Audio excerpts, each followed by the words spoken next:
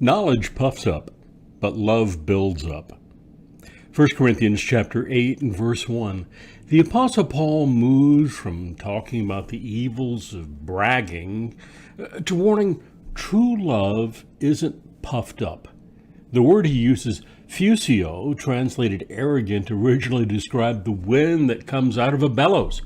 We all know people who insist they are something they're not. They're full of hot air. We teach our children to be proud, meaning we want them to strive for excellence. But there's a sinful pride that is at the root of many sins. Sinful pride is arrogant. It is the sin of exalting oneself and placing one's own interest above those of others. Pride craves admiration and even adoration and will not share the limelight. Instead, Christians should give preference to one another in honor. Romans chapter 12 and verse 10. Whoever wishes to be great among you shall be your servant, and whoever wishes to be first among you shall be your slave. Matthew chapter 20 verses 26 and 27. Jesus said, "Blessed are the meek." But that's a value that's fallen on hard times. We tend to equate meek with weak. But true humility is a virtue of success. Later, Jesus told his disciples, "For whoever exalts himself will be humbled, and whoever humbles himself will be exalted." Matthew 23 and verse 12. Why is humility such a valuable virtue? Humble people are comfortable with themselves. They don't have to prove their worth continually. They are confident. They know who they are, and for Christians, they know whose they are. Humility also creates stronger relationships. The Apostle Paul reminds us to be completely humble and gentle. Be patient, bearing with one another in love. Ephesians chapter 4, verse 2. Humble people don't fight to get to the top, nor are they always grasping at the reins of power, yet they make the best leaders. Consider Moses, for example. Now the man Moses was very meek, more than all the people who were on the face of the earth. Numbers chapter 12, verse 3. Remember, meek doesn't mean weak. Moses was a prince of Pharaoh and the leader of the people of Israel, but he was a humble man. This is a challenging concept for many people to grasp, so let's ask ourselves, why do humble people make great leaders? Humble people give other people credit for inspiring the best from their followers. They are open to collaboration.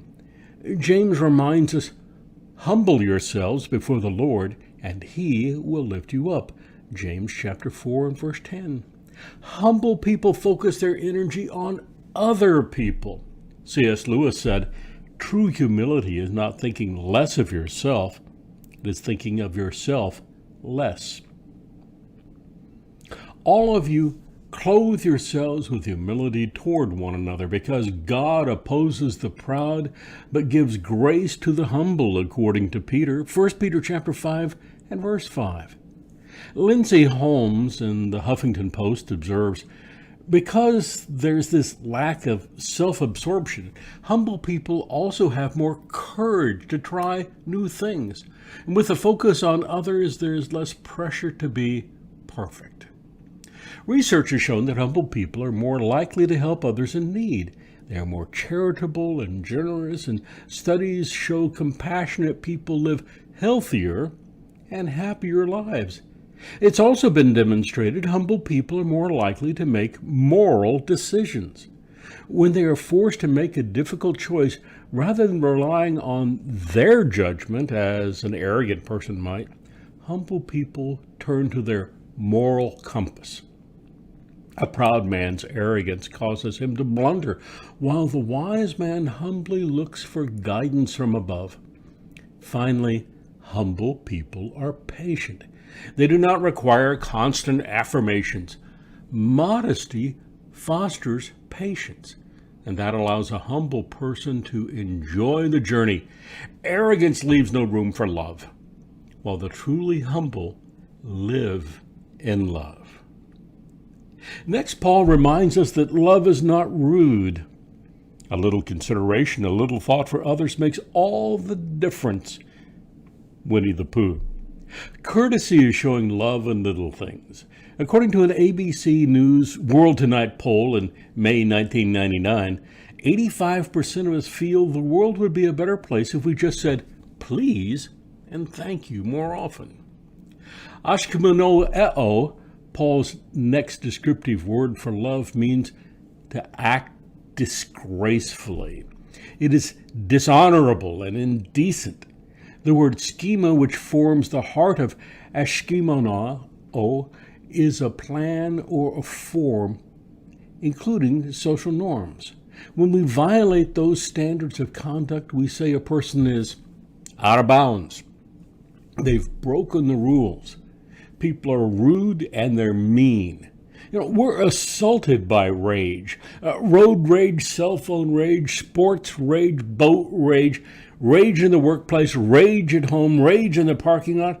There's even funeral rage.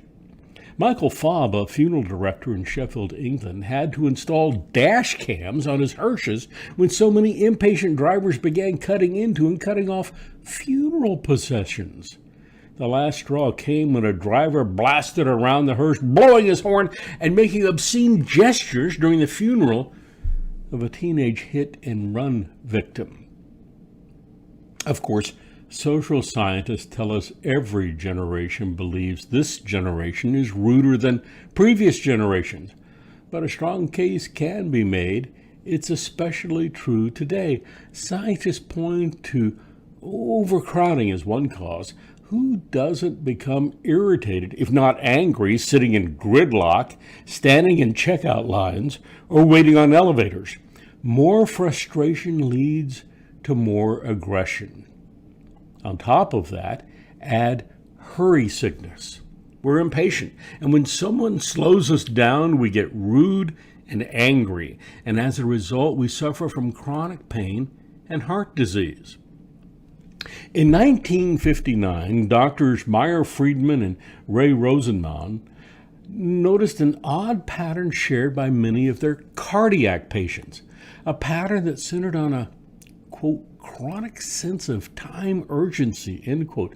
Patients showed irritability at being made to wait and stand in line. They had difficulty relaxing and were anxious over delays.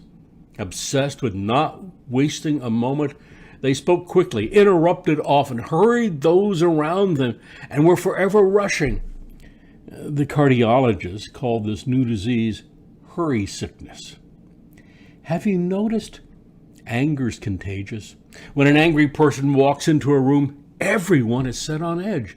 On the other hand, kindness is also contagious. Smiles are infectious. Once my wife and I were stuck in a hopelessly long line at a popular hamburger place. We placed our order at the speaker, but it took what seemed like forever to get to the window to pick it up. By the time we got there, I was fuming. Then when I was ready to pay, the little clerk laughed and told me, "The guy in the car in front of you paid your bill."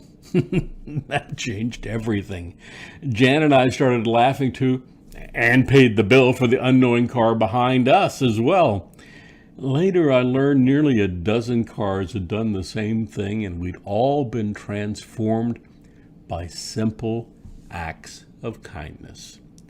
Love is like that.